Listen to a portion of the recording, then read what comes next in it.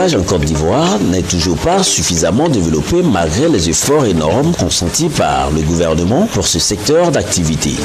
Ce secteur reste dominé par les pratiques traditionnelles malgré les résultats assez éloquents des 2 dernières décennies de certains projets d'élevage moderne. Le nord et l'est de la Côte d'Ivoire, zone propice pour l'élevage de bovins, caprins, volailles et bien d'autres, n'arrivent pas à couvrir toute la Côte d'Ivoire en protéines animales. Lors des journées nationales de valorisation de l'agriculture, des ressources animales et halieutiques, JNVA 2014, à Bondoukou, l'équipe de reportage de l'émission Brave Paysan a rendu visite à la société coopérative d'éleveurs de bétail pour en savoir davantage. En effet, la race Goudal et la race Chouhad sont des races robustes. Si des investissements importants sont réalisés pour leur développement, on aura résolu le manque de viande sur nos marchés. Le bœuf, il y a plusieurs façons. Tel que ceux que tu viens de le dire qui n'ont pas de corps, on les appelle ça le Goudal. Cette race-là, c'est le bœuf qui vaut jusqu'à dans les 500 à 600 kg et dans le poids. Donc ce sont des races qui sont très bonnes. Mais le problème est quoi? Il faut vraiment s'occuper de eux à 100%. Parce que ils n'ont pas besoin de la viande tout le temps, ils ont besoin de manger matin, midi et soir. Même dans la nuit, ils sont obligés d'aller chercher des pots de manioc et pouvoir leur donner. En tout temps, ils puissent manger bien. Même si le problème de moyens financiers revient toujours dans les propos de nos éleveurs, celui de la main-d'œuvre reste une préoccupation majeure dans cette corporation. Il est très difficile, par exemple, de trouver un berger. C'est moi qui conduis les bœufs en brousse pour qu'il ne faut pas se perdre ou gâter les champs des hommes. À 10 h du matin, je me lève, j'enlève du lait. Je les fais sortir, ils se couchent. À 10 h, je les réveille, ils m'embroussent, ils s'embroutent un peu. Quand ils broutent, à 18 h, je me retourne, je les mets dans les cases. Il y a des pots de manioc, de quoi manger. Quand ils viennent, ils mangent jusqu'à la nouvelle est minuit, ils se couchent. Matin, encore à 6 h, je me réveille, j'enlève mon lait, je les fais sortir, ils se couchent un peu. C'est ça mon rôle.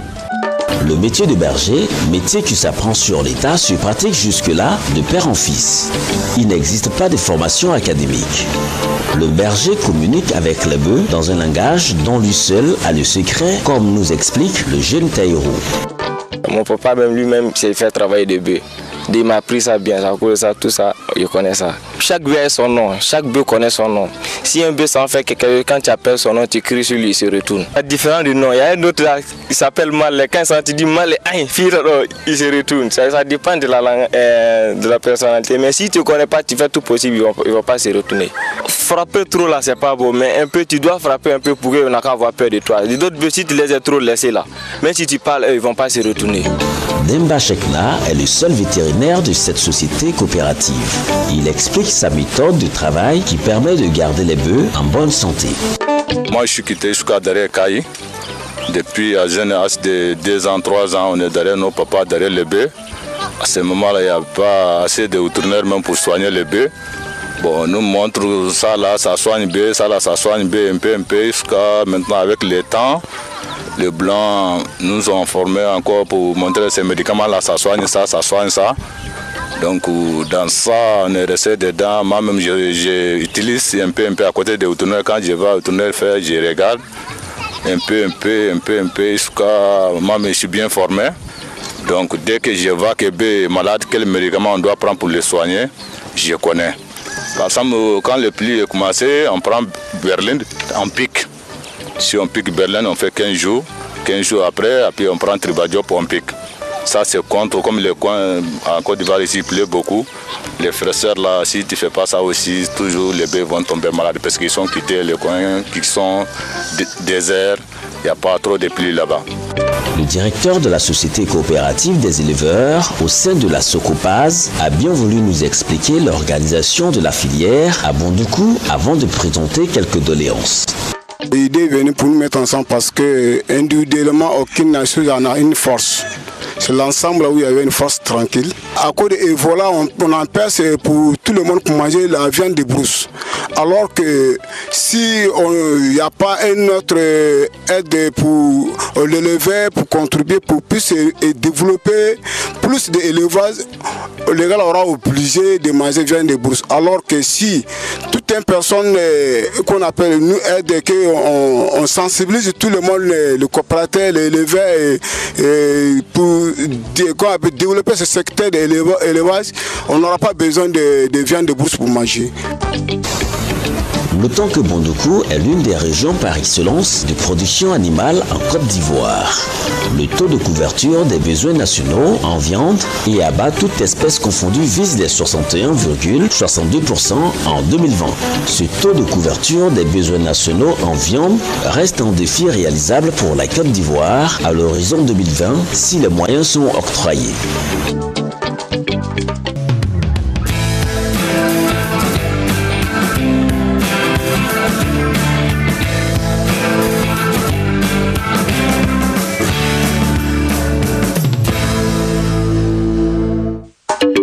JNVA 2014 ont permis à l'Agence pour la valorisation de l'agriculture, AVA, de ressortir les mérites d'un brave paysan à Bondoukou. L'équipe de reportage de l'émission Brave Paysan a décidé d'en savoir plus sur les potentialités agricoles de Kwaku Kwame Théophile. Natif de Sepengo sous préfecture de Sapli-Sepengo dans la région de Bondoukou, Kwaku Kwame Théophile a volontairement choisi de retourner à la terre lorsqu'il était en service en tant que militaire. Mais ce choix n'a pas été facile, car selon lui, il aurait pu devenir la risée de tous en cas d'échec. L'idée m'est venue depuis 1985, j'étais déjà dans l'armée. Donc ma libération approchait, c'est-à-dire dans les années 86. Le président Félix Houphouët-Boigny en son temps, ceux qui ont peut-être la mémoire encore, avait lancé ce message que la terre doit nourrir son homme. Donc j'ai capté ça. Moi-même, mes parents étaient paysans. Et je suis l'aîné de ma famille aussi. J'étais déjà à Abidjan. Donc c'est l'inspiration de ce message du président Félix Houphouët-Boigny dans les années 85-86 qui m'a poussé à faire mon retour à la terre. Ça n'a pas été facile. À l'époque où il y avait l'exode rural, et moi je faisais le contraire. Malgré les propos des gens, malgré mon niveau, malgré que j'ai fait l'armée, je pouvais aller à la douane, je pouvais aller aux eaux et forêts, je pouvais passer le concours des agents administratifs. Il y a plein de choses que je pouvais faire. Je pouvais m'être réengagé même. Le ministre Bani m'a dit, mais tu es réengagé d'office. J'ai dit non, moi je vais partir. Mais j'ai eu le courage. Et ce courage-là, je dis c'est Dieu. Parce que je ne veux pas dire qu'aujourd'hui c'est moi, ceci, cela, c'est Dieu. Et puis le soutien aussi de ma famille. C'est avec le vivrier et l'élevage traditionnel que notre brave paysan a fait ses premiers pas avant de devenir aujourd'hui un incontournable paysan dans la région de Gondougou. J'ai commencé d'abord à faire l'igname.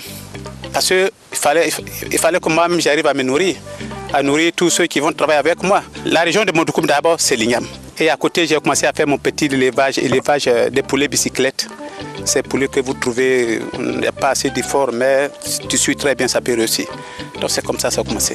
En effet, Kwaku Théophile est propriétaire de plusieurs hectares d'anacarde, d'igname, de palmiers à huile, de plusieurs centaines de bétail, de porcs, de dindes et de volailles. Son entourage reconnaît ses mérites. J'étais déscolarisé après la classe de 3e. Quand j'étais dans le transport, j'ai perdu vite mon papa. Dans le transport, je n'étais pas encore bien formé. Aussitôt, c'est un grand frère, sincèrement, que j'adorais depuis le village. Et aussitôt, il m'a récupéré. C'est lui-même qui m'a appelé. Et petit frère vient à mes côtés. Et effectivement, c'est ce que j'ai fait. Donc, depuis lors, je l'accompagne dans les champs, dans tout ce qu'il fait. Dans l'achat de produits agricoles, dans l'élevage, dans les vivriers qu'il n'a même pas énumérés. Il a beaucoup fait la tomate. Donc tout ça, on était ensemble. L'homme, peut-être nous met ça sur l'armée, parce que ce qu'il fait, il est même hors homme, hein, parce qu'il ne dort pratiquement pas. Souvent même on est couché, il se réveille, il va au champ, il fait un tour avant de nous trouver au lit pour qu'on retourne ensemble. Aujourd'hui, il est en train encore de créer d'autres champs. Vraiment, je ne sais même pas comment, les mots même me manquent beaucoup même pour expliquer comment l'homme est. Vu le travail de mon père, c'est la raison pour laquelle je n'ai pas honte. Parce que mon père était un brave agriculteur. Quand mes amis parlent comme ça, je suis très content. Bon, quand je suis avec eux, ils sont contents de parler de mon père parce qu'il travaille. Tout le monde sait comment il est. Je suis venu rester à côté de lui pour que demain, s'il est fatigué, je pourrais prendre sa place. Il m'a dit qu'il travaille des chiens. Donc, j'ai accepté. Donc, moi, je suis content d'aller au champ, comme lui. Lui, il est venu à 86. Moi, je suis venu à 87. Donc, on est là toujours pour travailler. En tout cas, Dieu il nous aide. J'ai beaucoup à dire sur lui, mais ce que je peux dire, c'est que c'est une personne véritablement atypique, qui est animée d'un courage extraordinaire. Lorsque le virus du retour à la terre l'a piqué, j'ai lu en lui une forte conviction de venir embrasser le travail de la terre. Et je l'ai aidé au mieux de mes possibilités, jusqu'à ce qu'il soit ici aujourd'hui. En tout cas, il est particulièrement courageux. L'apport de la NADER a été très bénéfique pour la réussite de ces exploitations. Aucun d'elles n'a été mis en valeur sans leur conseil. Quand j'étais arrivé au début, comme je n'avais pas les moyens, je me débrouillais un peu. Un an après, j'ai pris contact avec ANADER. Je rends ici hommage à M. Nguessan. Quand je me suis approché de lui, il m'a vraiment ouvert les bras. C'est là même, il y avait le salon de l'agriculture à Abidjan, le Sahara. Il m'a dit, tu dois partir. Quand je suis allé à Sahara, je suis revenu. Ils m'ont encadré. Matin, midi, on est avec eux ici au champ. Tous les jours, ils viennent. Ils me donnent des conseils en agriculture. Et j'ai commencé à agrandir mon champ. Le représentant de la NADER se réjouit de la collaboration avec Kwaku Kwame Théophile. On dit que M. Kwame Théophile est encadré par la NADER depuis que la NADER même est créée, parce qu'il a commencé son exploitation avant la création de la NADER. Tout le temps nous sommes avec lui, il respecte les innovations en agriculture. C'est lui-même qui va vers nous quand on vient, on lui dit fais ça. En tout cas, c'est ce qu'il fait. Donc c'est ce qui vaut aujourd'hui son succès. Ce sont tous ces bons témoignages et son ardeur au travail qui lui ont valu d'être primé lors d'un dîner gala des JNVA à Amonville. Adeptes de l'émission Brave Paysan, ce sont par des mots de remerciement à l'endroit de la NADER et là-bas que nous prenons congé de lui. Tous ceux qui veulent venir à la terre, ils peuvent venir, mais ce n'est pas facile. Parce qu'on ne peut pas se lever un matin pour dire je vais à la terre. Il faut être solide. Je ne parle pas de l'argent, mais il faut être solide dans la tête. Parce que beaucoup vont t'abandonner. Mais il faut le courage. Si tu n'as pas ce courage-là, tu ne peux pas venir. Aujourd'hui, je suis dans mon champ. Avant, j'étais dans la climatisation. Mais je me plais beaucoup dans mon soleil. Je viens au champ quand je veux. J'ai des gens que je dirige. Je viens au champ avec ma voiture. Je vends mes produits, j'ai mon élevage, je nourris des gens, je fais beaucoup de choses. En tout cas, je ne me plains pas ici. Tout le monde aime aujourd'hui cette émission. Parce que ça fait qu'aujourd'hui, les gens, chacun veut grandir, veut que d'ici 1 an, 2 ans, on parle de lui à la télévision. On va faire un travail colossal pour les paysans. Abba n'est pas dans les villes pour interroger les gens. Abba va dans les champs, il va à la rencontre des paysans, il les touche, il voit la réalité. Donc Abba, c'est l'émission que nous aimons tous.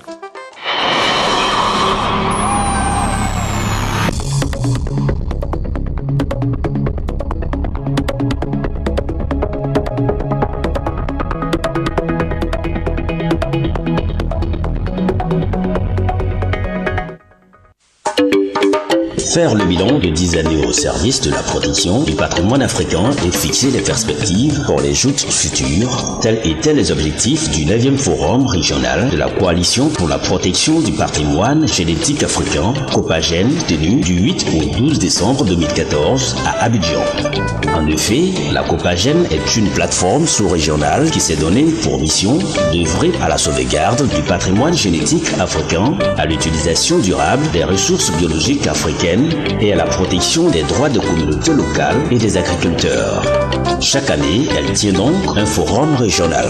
C'est dans ce cadre que réunie dans la capitale économique de la Côte d'Ivoire, Abidjan, la rencontre s'est ouverte par le mot de bienvenue du représentant du maire de Cocody et de l'allocution de M. Koné Augustin, représentant le ministère de l'Environnement et de la Salubrité urbaine.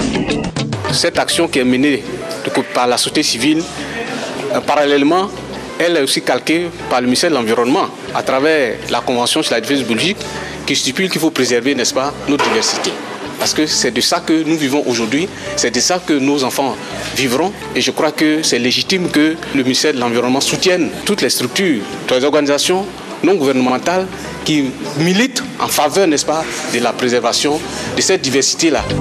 Puis le secrétaire exécutif de la Copagène, M. Sikili, a déroulé les enjeux de ce forum.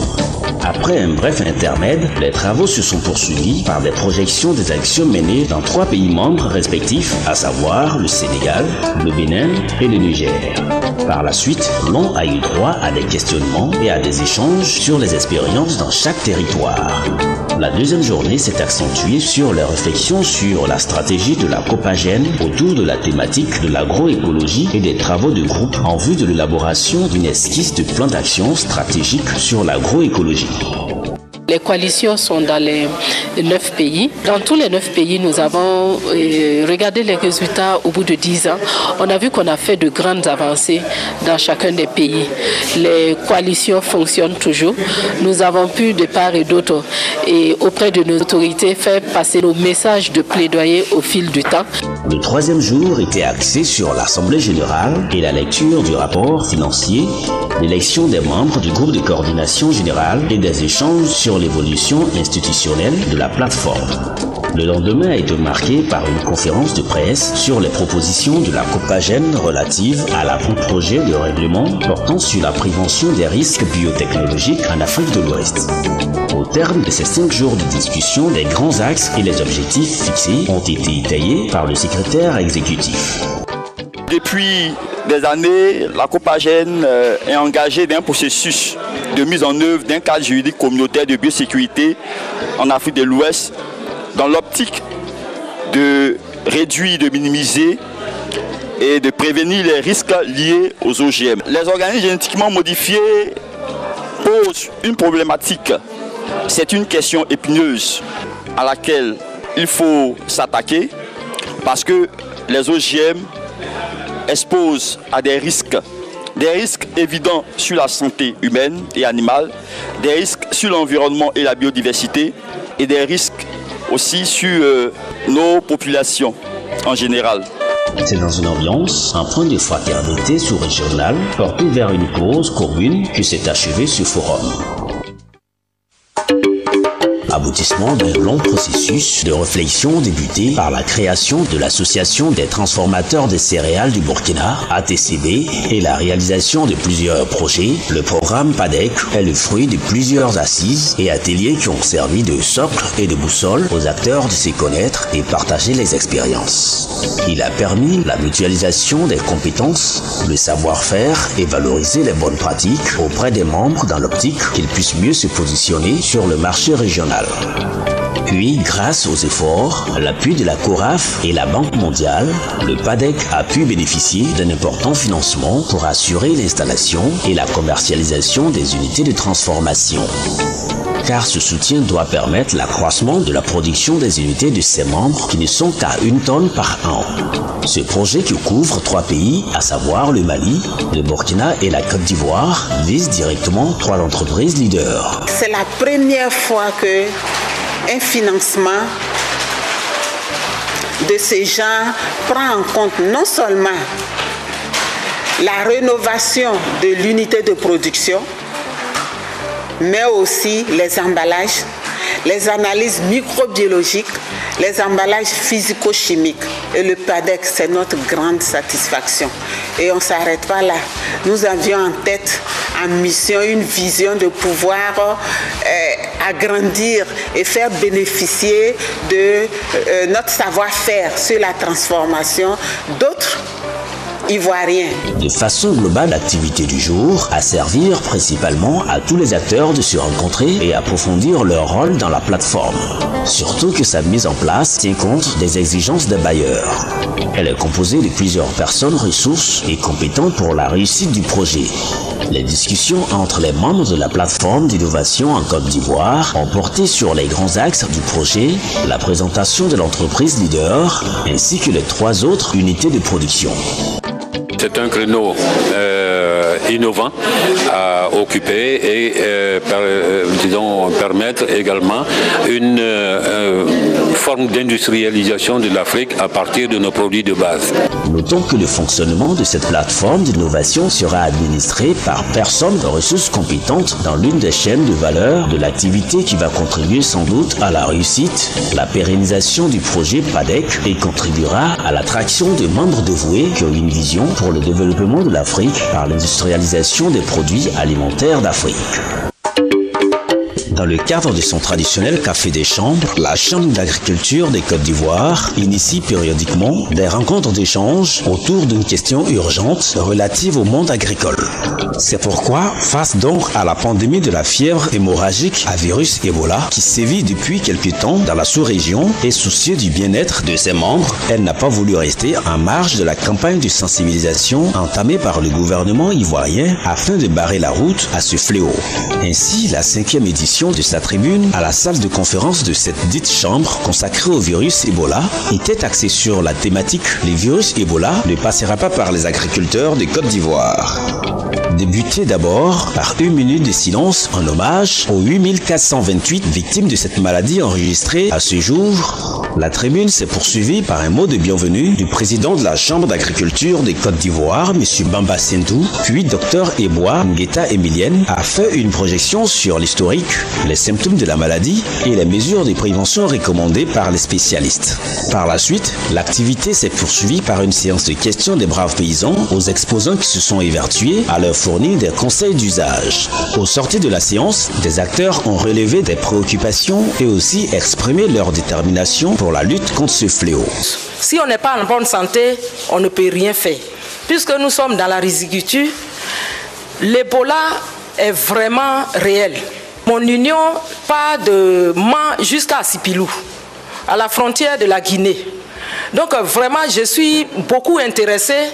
Je ferai le relais que l'Ebola est vraiment réel. Par ailleurs, approuvant ces actions à la tête de cette institution, or combien importante de l'agriculture ivoirienne, l'État de Côte d'Ivoire, par le biais de la grande chancellerie, a distingué le président de la Chambre d'agriculture, M. Bamba Sendou, officier dans l'ordre du mérite national, au cours d'une autre cérémonie solennelle. Suivant à ce propos, les impressions du récipiendaire. Mes premiers mots sont des mots d'hommage, hommage à mes parents qui m'ont enseigné les valeurs cardinales du travail.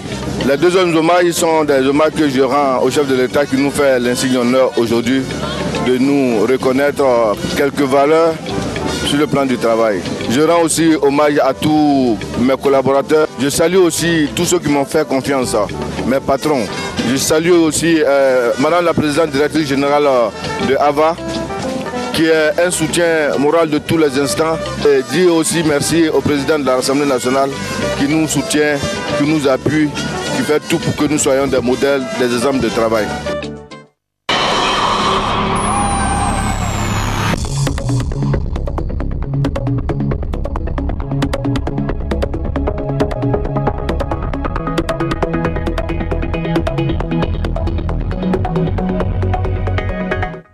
Le temps qui nous est imparti tire à sa fin. J'ai été heureuse de vous présenter cette émission. Rendez-vous est donc pris dans 15 jours pour un autre numéro de votre émission préférée. Et n'hésitez surtout pas également à nous envoyer vos avis, vos suggestions à l'adresse qui s'affiche au bas de votre petit écran. Et toutes les entreprises qui interviennent dans le domaine agricole, nous les invitons à associer leur image à cette émission qui valorise l'agriculture dans toute sa diversité. Vive l'agriculture, vive nos braves paysans pour une Côte d'Ivoire émergente à l'horizon 2020. À très vite. Belle comme la lune, tu brilles comme le soleil, Jennifer.